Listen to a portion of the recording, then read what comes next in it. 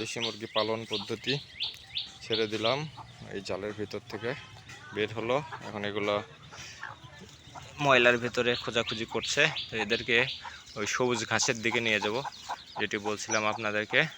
সবুজ ঘাসটা খাওয়াতে হবে। এই যে ভাতিজা কাজে এই সারাদিন উল্টা পাল্টা দৌড়াদৌড়ি সারাদিন, গাছে ওটা ঝোঁকাঝুঁকি করে, এই যে গাছে ওঠার চেষ্টা এই শিখতেছে, সারাদিন পিছে পিছে ঘুরঘুর ঘুরঘুর করবে আর এগুলো করবে।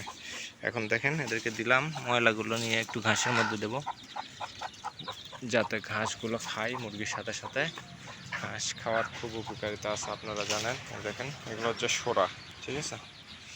ওই যে বিভিন্ন নতুন ইলেকট্রনিক্স জিনিস কিনলে যেগুলোর মধ্যে আর কি সাপোর্ট হিসাবে থাকে, সেই সোরা হচ্ছে এগুলো।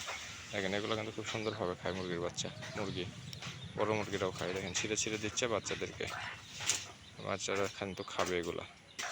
দেখেন খাবারের শেষ নেই, কি খায় না খায় ঠিক নেই। সবগুলো অবাক হয়ে আছে যে এটা আবার কেমন খাবার। দেখেন এটাই হচ্ছে বৈশিষ্ট্য দেশি মুরগির। মা মুরগিও কিন্তু খাচ্ছে এগুলো, ঠিক আছে? দেখেন আমি এখানে দাঁড়ায় আছি, তারপরেও খুব অ্যালার্ট, কখন কোন দিক দিয়ে বিড়াল চলে আসে বলা যায় না। মুরগিও খায়, আবার বাচ্চাদেরকেও খাওয়াতে বলে। দেখেন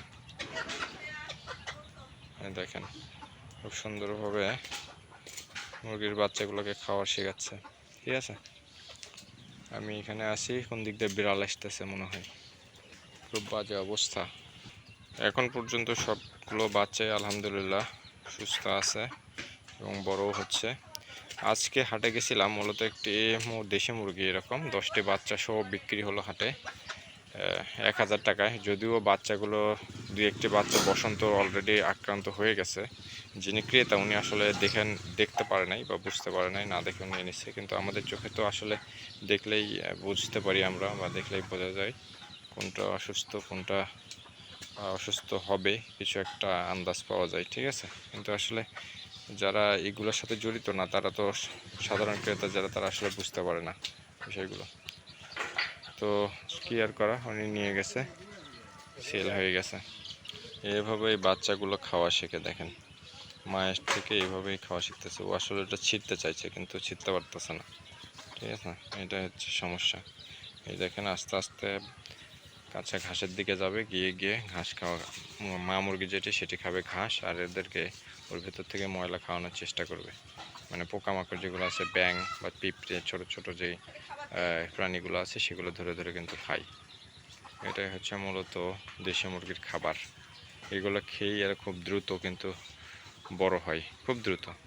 দেশি মুরগি বড় করার একটি একটি উপায় বলতে পারেন যে কী খাওয়ালে দেশি মুরগির বাচ্চা দ্রুত বড় হয়, সেটা আমি বলবো যে প্রথমেই সবুজ ঘাস। এই দেখেন মুরগি কিন্তু ঘাস খাওয়া শুরু করে দিছে। আমি জানি যে কিছুদিন আপনি বন্দি করে রাখলে, যে মুরগিগুলো বন্দি থাকে, এদেরকে আসলে যদি একবার সবুজ ঘাস খাওয়াতে পারেন, এরা খুব ভালো সবুজ ঘাস খায়, ঠিক আছে? এই হচ্ছে অবস্থা। আমার এই মুরগিটা যদি জানি না কয়টি মুরগি হবে, টেস্ট করলে হয়তো পাইতাম, কিন্তু আসলে টেস্ট করার প্রয়োজন নাই, এমনি ছেড়ে দিছি, দেখি কবে নাগাদ বড় হয়, কবে বোঝা যায়, ঠিক আছে? কারণ তো 1 মাস বা 1.5 মাস বয়স হলে এরা প্রাকৃতিকভাবেই মানে দেখে আইডেন্টিফাই করা যায় কী অবস্থা। যদিও ছোট 1 দিন বা 2 দিন বয়সের বাচ্চাকেও টেস্ট করা যায়, কিন্তু তারপরেও ন্যাচারালি একটু বড় হলে এদেরকে বোঝা যায়। দেখেন একটা সম্ভবত কিছু একটা ধরেছে এই মুরগিটা, কালো মুরগিটা। এই যে বাচ্চাটা দেখেন, এতে কোনো একটা খাবার ছিল, খেয়ে ফেলছে। দেখেন সম্ভবত কোনো একটা পোকা ছিল, এই যে খাওয়ার পরে মুখটা আর কি পরিষ্কার করে নিল। এটা হচ্ছে বৈশিষ্ট্য কোনো কিছু খাওয়ার পরে। এই হচ্ছে বৈশিষ্ট্য দেশি মুরগির। যাই হোক, আপনারা যারা দেখছেন ভিডিওটি অসংখ্য ধন্যবাদ।